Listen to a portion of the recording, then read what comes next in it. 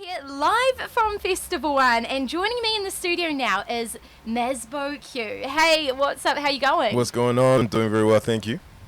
So just for people who actually, don't know your music style, can you kind of explain what that's like? Yeah, there are a few sort of styles that come together in this conglomeration, which is me. I'd say mostly it's hip-hop though. There's a bit of alternative Afro-influenced stuff in there, but I think the thing that undergirds it and that separates it from other kind of hip-hop is the conscious, inspiring, sort of uplifting element to it. Nice. Yeah, that's so awesome. I really do feel we need more of that for sure.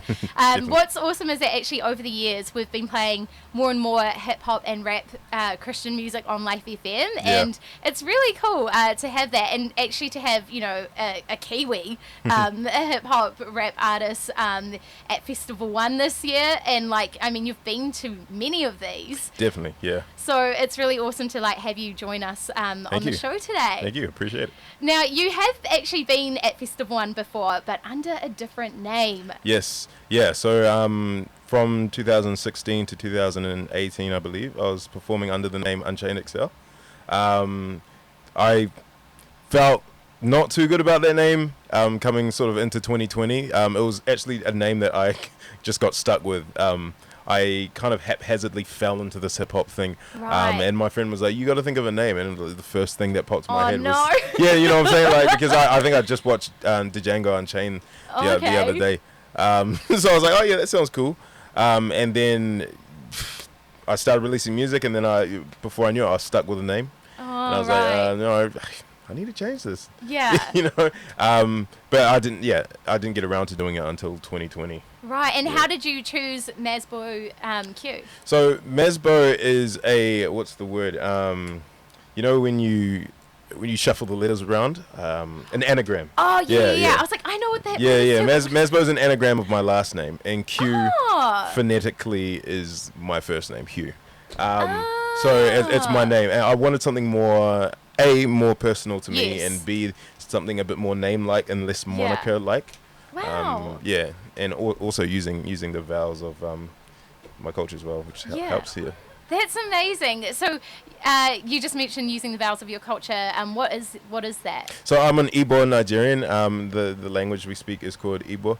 We're from the eastern part of Nigeria. Yeah. Wow. Okay, cool. And you're were you born in New Zealand or? I was born in Liverpool, UK, actually. Okay. And my parents migrated to New Zealand in 1990. Wow. So New Zealand's all I know. Yeah. But I have been back to both the UK and Nigeria a few times. Yeah. But New Zealand's home for you? Yeah, somewhat. Yeah. Somewhat. Home with an asterisk by it, I think. Yeah, true. Definitely. Nice. Yeah. My mum's actually from the Philippines. Oh, very cool. But born and raised in New Zealand, but been to the Philippines so many times that when I do go and hang out with family, that's also home. Cool. You speak Tagalog? I actually find Tagalog a lot harder to speak and understand. It's more fancier than the actual dialect that my mum's family speak, because they're from southern Philippines, so that's Bisaya. So I can actually kind of understand and speak Bisaya. Oh, okay. And I know some Tagalog, but not a lot. Okay. And I know there's differences and stuff. Yep. But yeah. Cool. Yeah, it's pretty great. But hopefully get to go back to the Philippines, soon after Absolutely, COVID, yeah, obviously. absolutely.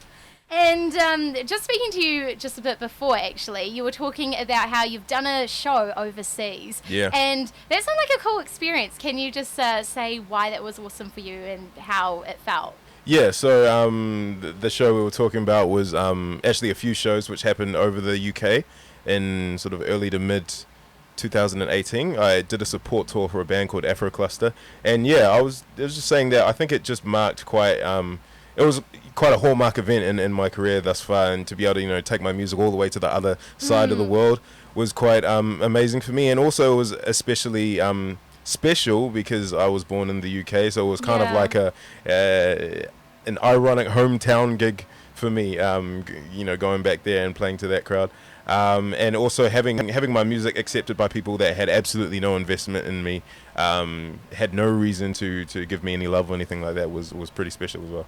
Oh, that sounds amazing. That's so cool. Where do you hope to have a show? I mean, obviously, COVID-19's changed everything, but Yep. if you could travel anywhere, where would you want to go? I'd love to play in Africa, Yeah. particularly Nigeria or Ghana. Even South Africa would be great. I think taking my music back there again will be somewhat of a hometown, a home show. Also, obviously, I think there isn't a rapper in the world that can honestly say they wouldn't love to go to the US and try out things there. Europe, everywhere really. I just want to get out there. Yeah. Yeah. Oh, well, hopefully, one day you can, and I'm sure you will. Thank you. Now, I want to know, with, the lockdown in New Zealand last year, how did you keep yourself busy? Yeah, well, interestingly enough, the lockdown was fantastic for me in ways because I have my own studio in my house. So I was able to be maximally productive without any interruptions, which is not something I get too often. So I did manage to output quite a bit of material in that time, create quite a lot of content that I was able to sprinkle throughout the course of the year. So yeah, I did make quite sort of considerable leaps in my career last year, which I'm very thankful for. That's so awesome. Yeah, notice that actually during lockdown, all across the world, artists were just able to create, which is, what they're good at doing, but be able to be at home and just be able to actually do that and then get it out Absolutely, that sounds so good. And what is the best way, I guess, for people to stay up to date with what you're doing and that sort of thing? Yeah, so I'm active on all the main socials, Instagram, which is at Mazbou Q, that's MAZBOUQ. Same as Facebook.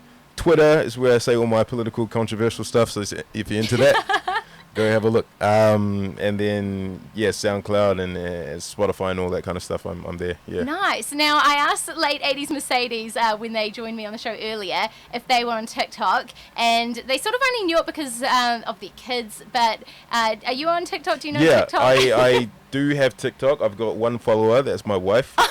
I follow nobody. Okay. And that's the extent of my TikTok account. Do you know what? I've actually got an account, but I never go on the app. But I know people who just spend time on the app. Yeah. So I sort of know how it works. I just don't use it for myself. When I first got it, I spent about an hour just scrolling, and I could see why it got addictive. Yeah. But it felt like too much of an investment for me to actually find out how to work it and leverage it. So I decided no. Just use what you're good at, Instagram's been there. We're good at that. That's what it is, that's what it is, yeah. That sounds so awesome. Thank you so much, Mazbou Q, for joining me on this show today. Can't wait for your performance this evening. Thanks for having me.